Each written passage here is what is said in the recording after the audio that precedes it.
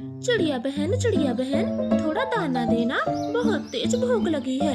गौरी, तुम हर दिन मेरा दाना मांगने आ जाती हो, कभी सोचा भी है मैं ये दाना कितनी मुश्किलों से लाती हूँ, जिसे तुम मांग कर खा जाती हो। चिड़िया, थोड़ा सा दाना ही तो मांगा है, आप तो बड़ी बड़ी सुनाने लगी। गौरी, मना करने में मुझे शर्म आती है कि रात में आपकी वजह से भूखी सोई हूँ, लेकिन तुम हो जरा भी दाना मांगने में शर्म नहीं करती। गौरी कभी चुपचाप वहाँ से चली जाती है। उसे चिड़िया की बातों का बहुत बुरा लगता है।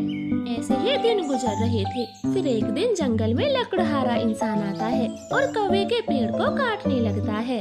हाँ भाई, ये पेड़ काफी पुराना है और इसकी लकड़ी भी ज्यादा है। अब तो इसे पेड़ को काट कर घर ले जाऊंगा। फिर वो इंसान अपनी मशीन से पेड़ को काटना शुरू करता है। उसी पेड़ पर बुरे कौवों का घोंसला था, जो गहरी नींद में सो रहे थे। गौरी, गौरी जागो, जल्दी जागो, भयानक तूफान आया है, पूरा घोंसला हिल रहा है। गौरी कभी हाँफते हुए उठती और अपने घर से बाहर निकल कर देखती। गौरी तो बहुत गुस्से में आती है। रुको रुको इंसान, इस पेड़ को ना काटो। वो इंसान अपनी कटर मशीन रोक देता है। ये क्या कर रहे थे? बड़ी मुश्किलों से हम पक्षी अपना घर बनाते हैं और एक तुम हो जो काटने में जरा भी शर्म नहीं करते। माफी कौवो, मुझे तुम पक्षियों का घोंसला दिखाई नहीं दिया। मैं किसी दूसरे पेड़ को काट लूंगा, मुझे माफी दे दो।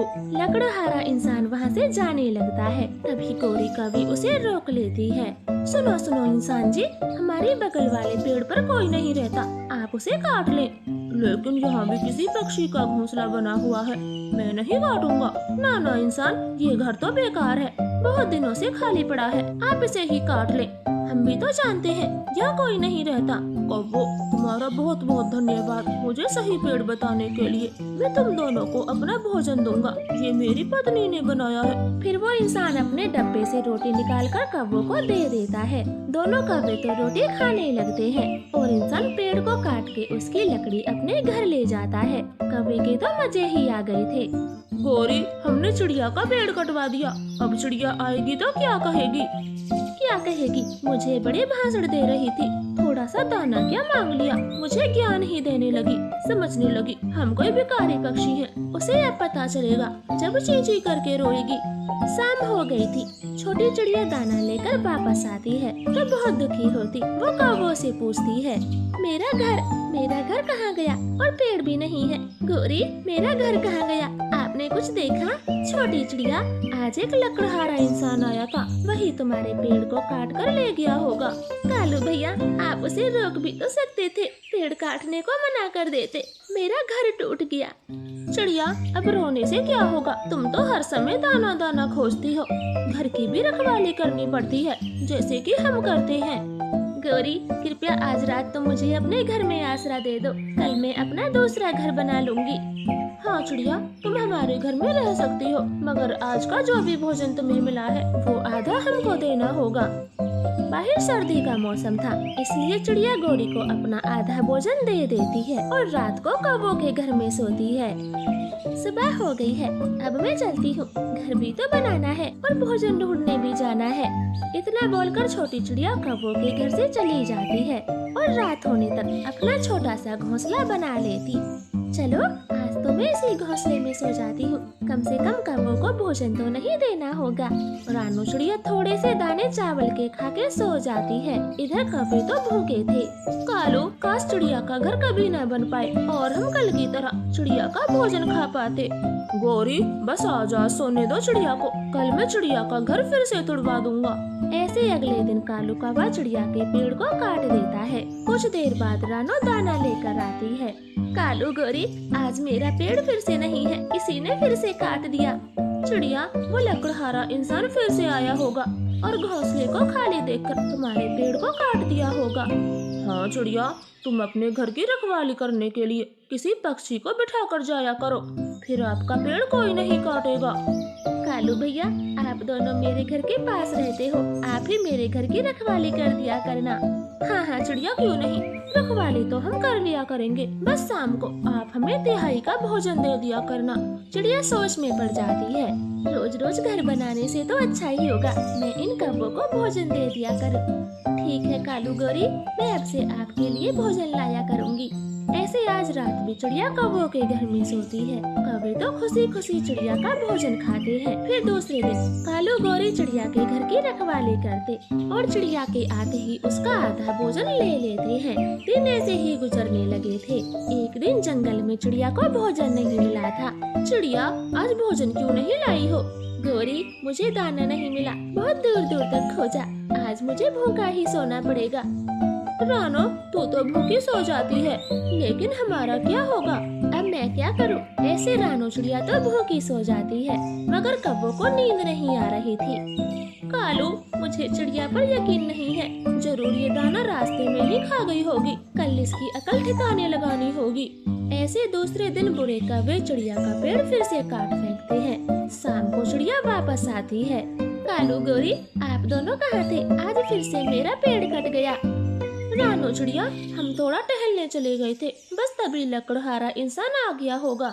बेचारी चिड़िया तो बहुत रोती है और गुस्से में आकर अपना दूसरा घर नहीं बनाती, मगर रात को उसे बहुत सर्दी लगी थी। वो कांपती हुई यहाँ वहाँ कोई गर्म स्थान ढूंढती है। अरे बाप रे, कितनी सर्दी है। अगर कौवों के घर गई तो गौरी भोजन मांगेगी। मेरे पास तो कुछ भी नहीं है। आज रात तो मैं ठंड से मर ही जाऊंगी। अब मैं क्या करूं? चिड़िया ऐसे रो रही थी। तभी उसकी नजर एक पालक के खेत पर जाती। वो पालक के पत्तों से अपना घर बनाना शुरू करती है। वही लकड़हारा इंसान देख लेता है। रुक छोटी चिड़िया, तूने मेरी पालक की सब्जी से घर क्यों बनाया? तुझे तो मैं अभी बताता हूँ।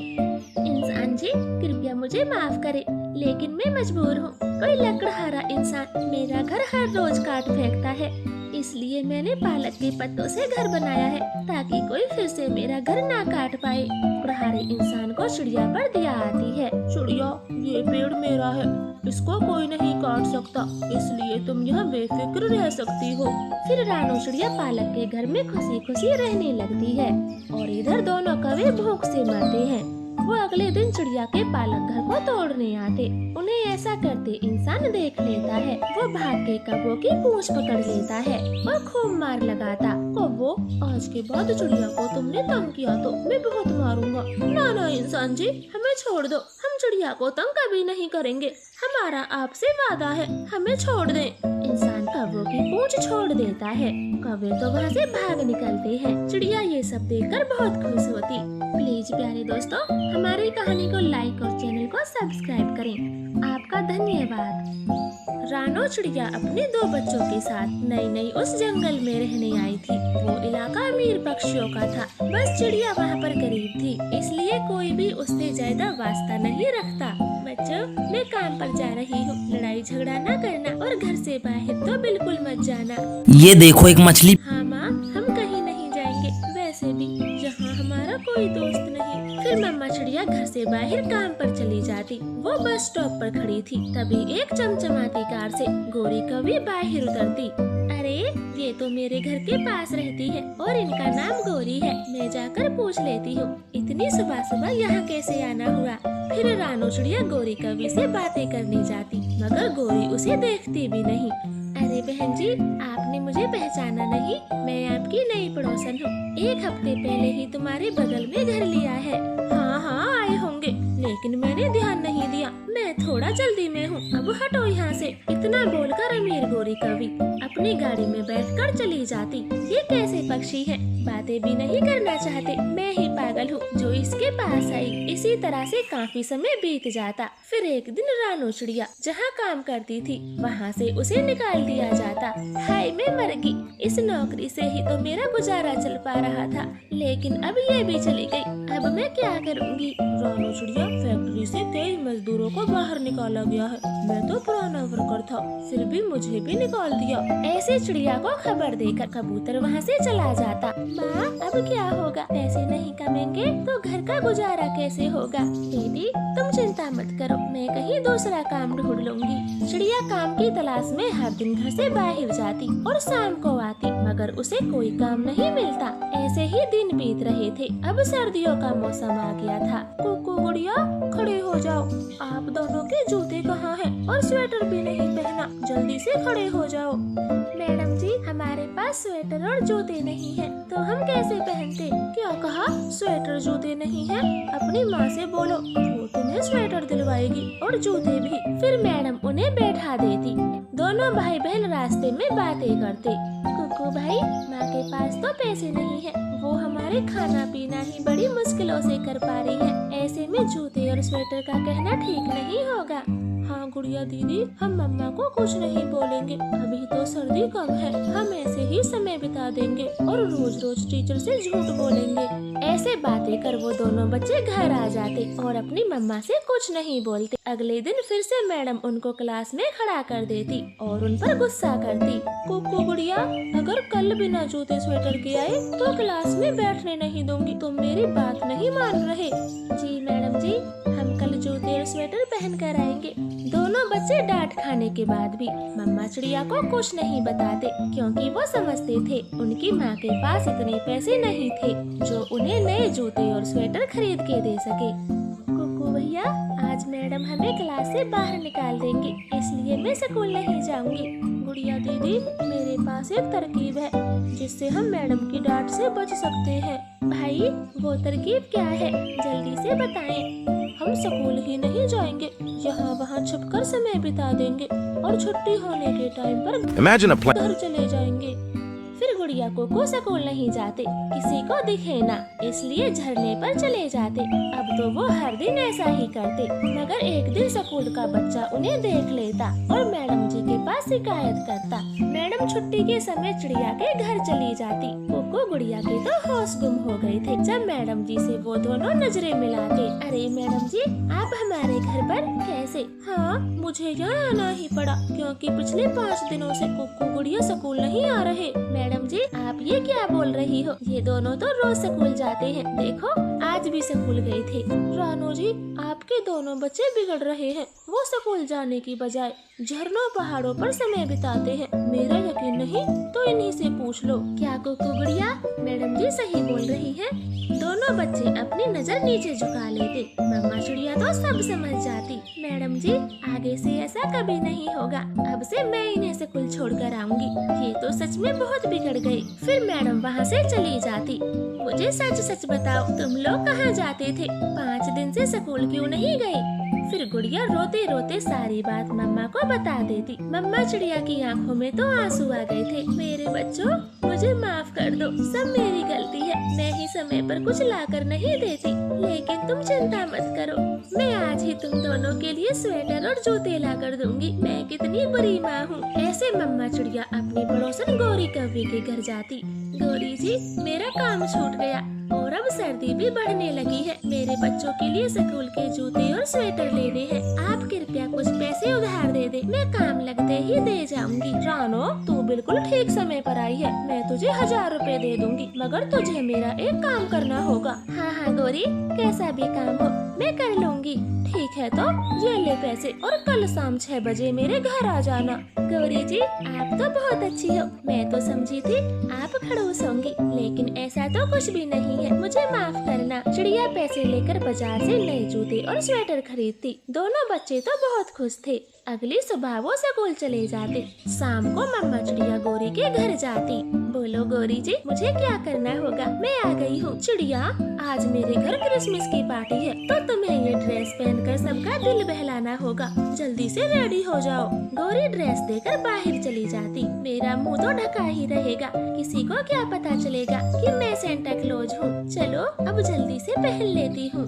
ऐसे रानो चिड़िया सेंटा क्लॉज की ड्रेस पहन लेती और वहाँ पार्टी में आ जाती। गौरी की पार्टी में तो बहुत भीड़ थी। छोटे बच्चे तो चिड़िया के पीछे पड़ जाते और धक्का मुक्की करते। चिड़िया का बुरा हाल हो गया था। वो एक तरफ अपना मुखौटा उतारकर सांस लेती। हाय हाय राम, ये तो बड़े शैतान बच्चे हैं, मुझे फुटबॉल ही बना दिया। चिड़िया ऐसे थोड़ा सस्ता रही थी, तभी वहाँ कुक्कू और गुड़िया आ जाते। मम्मा, आप यहाँ और इस हालत में कैसे? कुक्कू गुड़िया, तुम यहाँ क्यों आए हो? मम्मा, गौरी आंटी का बेटा जग्गू कौवा हमारा दोस्त है और उसी ने हमें यहाँ बुलाया। चिड़िया, तू यहाँ खड़ी है, मैंने तुझे 1000 रुपए खड़े रहने के नहीं दिए, अब जल्दी से बच्चों का दिल बहला। फिर चिड़िया मुंह ढककर चली जाती। पार्टी खत्म कर मम्मा चिड़िया रात के 12 बजे घर पहुँचती। वो शर्मिंदा हो रही थी। मम्मा, आप की सबसे अच्छी मम्मा हो, हमारी प्यारी मम्मा। हाँ कुकू भाई, हमारी मम्मा जैसा कोई नहीं है, हमारी मम्मा तो लाखों में एक है। ऐसे कहते हुए दोनों बच्चे मम्मा के गले लग जाते। वो अपनी मम्मा को बिल्कुल भी शर्मिंदगी का एहसास नहीं होने देते और मम्मा चिड़िया तो ये सब देखकर बहुत खुश होती। आपका धन्यवाद। रानो चिड़िया एक चाउमीन के ठेले पर काम करती थी, लेकिन उस ठेले का मालिक कालू कौवा बहुत खड़ूस था। रानो जितना मर्जी चाहे अच्छा काम कर ले, लेकिन कालू कौवा तो उसे खूब सुनाता, कभी उसके काम से खुश नहीं होता। क्या बात है रानो चिड़िया, इतनी देर से ग्राहक खड़े हैं और तुमसे अभी तक 2 प्लेट चाउमीन नहीं बनी। मालिक कौवे, मैंने कल रात को कुछ सामान लिखवाया था, इसीलिए चाउमीन बनाने में देर हो रही है। अब जल्दी से बताएं, सामान कहाँ रखा है, मैं तुरंत ही बना दूंगी। सामान? कैसा सामान? अब तो झूठ मत बोल, तूने मुझे कोई सामान नहीं लिखवाया। अगर लिखवाता तो मैं जरूर लेकर आता। अरे भैया, अब चाउमीन देनी है तो दे भी दो, वरना हम तो चले। अरे नहीं नहीं भाई साहब, आप बस थोड़ी देर रुके, चाउमीन अभी बन जाएंगी। हाँ, बस थोड़ी देर रुको, मैं अभी सामान मंगवाता हूँ। नहीं नहीं, अब अपनी चाउमीन तुम ही खाना, हम तो कहीं और से खा लेंगे। बस तुम्हारा ऊंचा नाम सुन के आए थे। हाँ मिट्ठू जी, आपने सही कहा, चलो हम कहीं और से चाउमीन खाएंगे, इनका तो सामान ही नहीं है। ऐसे बोलकर मिट्ठू हरियाली वहाँ से चले जाते हैं। कालू कौवे को तो बहुत गुस्सा आता और गुस्से में रानो को खींच के एक चांटा लगाता। सिर्फ तेरी वजह से मेरे ग्राहक खाली लौट गए, तू मनहूस है। मालिक, आप मेरे ऊपर हाथ न उठाएं, वरना क्या करेगी तू? गरीब भिखारी, मेरे टुकड़ों पे पलने वाली, मुझे कैसे आंखें दिखाती है। मालिक कौवे, मुझे आपके पास नौकरी नहीं करनी, मेरा हिसाब कर दो, मैं आज से ही आपकी नौकरी छोड़ती हूँ। क्या कहा? नौकरी छोड़ रही है? अब मैं इतनी जल्दी दूसरा नौकर कहाँ से लाऊंगा? 1 रुपया नहीं मिलेगा, काम करना है तो कर, वरना निकल यहाँ से। कौवे मालिक, आपने पिछले 2 महीने से मेरा 1 रुपया नहीं दिया। जब मैं आपके यहाँ नौकरी नहीं कर रही तो आपको मेरा हिसाब कर देना चाहिए, मैं कहीं और काम करूँगी। आखिर क्या सबूत है कि मैंने तुम्हारे रुपये नहीं दिए? अब चल भाग यहाँ से, वरना तेरे पंख काट दूंगा। ऐसे कालू कौवा रानो चिड़िया को खूब सुनाता और बिना रुपए दिए ही उसे भगा देता। रानो चिड़िया रोती हुई घर आती, उसके दोनों बच्चे दरवाजे पर बैठे थे। मम्मा, आज आप इतनी जल्दी कैसे आ गई? गुड़िया, दिख नहीं रहा, मम्मा रो रही है। मम्मा बताओ, आपको क्या हुआ? फिर रानो चिड़िया अपने दोनों बच्चों को सारी बात बताती। चलो गुड़िया दीदी, हम दोनों मम्मा के साथ चलते हैं और उस कौवे मालिक को खूब मारेंगे, अपनी मम्मा का बदला लेंगे। हाँ भाई, और अपनी मम्मा के पैसे भी लेकर आएंगे। मम्मा, आप अभी चलो। मेरे बच्चों, वो कालू कौवा बहुत नालायक है, छोड़ो, मैं उसके पास अब कभी नहीं जाऊंगी। लेकिन मम्मा, अब हमारा गुजारा कैसे होगा? हम क्या खाएंगे? घर का राशन भी खत्म हो गया है। गुड़िया कोको, भले ही मेरे पास काम ना हो,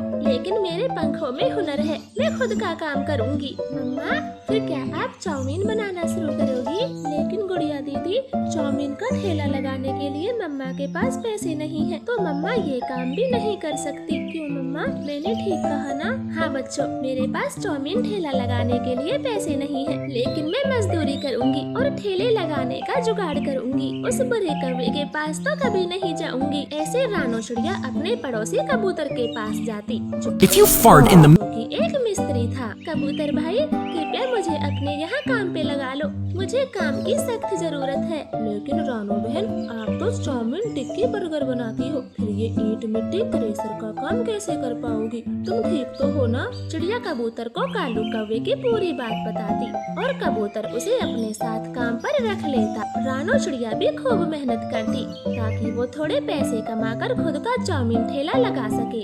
ऐसे ही कुछ दिन बीत जाते हैं, बस थोड़े दिन की बात और है, फिर हमारा खुद का चाउमीन ठेला होगा। मम्मा, मैं तो खूब चाउमीन खाया करूँगी, कालू अंकल तो हमें थोड़ी सी भी नहीं देते थे। हाँ बच्चों, आप पेट भर खाना, अब मैं काम पर जाती हूँ। ऐसे रानो चिड़िया अपने काम पर निकल जाती। वो जल्दी जल्दी काम कर रही थी। अचानक चिड़िया का पैर ऊंची ऊंची बिल्डिंग से नीचे फिसल जाता और रानो चिड़िया को गहरी चोट आती। मकान मालिक रानो का इलाज करवाता। अब रानो चिड़िया अपाहिज हो चुकी थी। मेरे बच्चों, मैंने क्या सोचा था, अब कुछ ही दिनों में अपना ठेला लगा लूंगी, लेकिन ऊपर वाले को तो कुछ और ही मंजूर है, मैं ठेला भी नहीं लगा सकती। मम्मा प्लीज आप ऐसे ना रोएं, जिंदगी में अगर परेशानी आती है तो कोई ना कोई हल भी जरूर निकलता है। मकान मालिक तुम्हारे लिए 10,000 रुपए देकर गया है, जो भी रुपए बचेंगे हम ठेला जरूर लगाएंगे। लेकिन बच्चों, आप तो अभी बहुत छोटे हो और मैं तो उड़ भी नहीं सकती, सब कुछ कैसे होगा। मम्मा हम कहाँ छोटे हैं, हम उड़ना भी जानते हैं। आपको जैसे तैसे ठेले पर ले जाएंगे, आप बैठकर चाउमीन बनाना और बाकी की सारी तैयारियाँ हम करेंगे, फिर देखना हमारा चाउमीन ठेला जोरों से चलेगा। रानो को अपने बच्चों की बात ठीक लगती और वो बता कर वो सारे काम करवाती जो वो खुद करना चाहती थी। कुछ ही दिनों में रानो को आराम मिलता गया और बच्चे ठेले की पूरी तैयारी कर लेते। मम्मा अब आप रेहड़ी में बैठ जाओ, हम दोनों ये रेहड़ी चौराहे पर ले जाएंगे, क्योंकि वहाँ हमारी चाउमीन खूब बिचेंगी, मुझे विश्वास है। बच्चों आप तो मेरी हिम्मत हो, चलो आज से अपना काम शुरू करते हैं। ऐसे गुड़िया कुक्कू अपना ठेला एक चौराहे पर ले जाते। दोनों बच्चे अपनी मम्मा की खूब मदद करते। रानो चिड़िया इतनी स्वादिष्ट चाउमीन बनाती कि उनकी खुशबू से ग्राहक पक्षी खींचे चले जाते और पहले ही दिन उनकी अच्छी कमाई होती। रानो चिड़िया तो बहुत खुश थी। अरे रानो बहन, ये कब हुआ? मैंने तो आपको कालू कौवे के ठेले पर देखा था। क्या करूं चील बहन जी, उस कौवे ने मुझे काम से निकाल दिया और ना ही मेरे पैसे दिए। मजदूरी करके ठेला लगाने का सोचा तो मेरा एक्सीडेंट हो गया। बस अपने नन्हे बच्चों की वजह से यहाँ तक पहुँची हूँ। आप मेरा साथ देना, मैं तुम सबको अच्छे से जानती हूँ, तुम तो मेरी चाउमीन खाना ही पसंद करते थे। हाँ रानो बहन, बल्कि हमें तो आपकी ही चाउमीन पसंद है, मार्केट में हम किसी और की चाउमीन नहीं खाते। रानो की चाउमीन तो पहले से ही फेमस थी, लेकिन अब उसकी ये हालत देखकर उसके ग्राहक दिन पे दिन बढ़ने लगे थे और रानो पूरे जंगल में मशहूर हो जाती।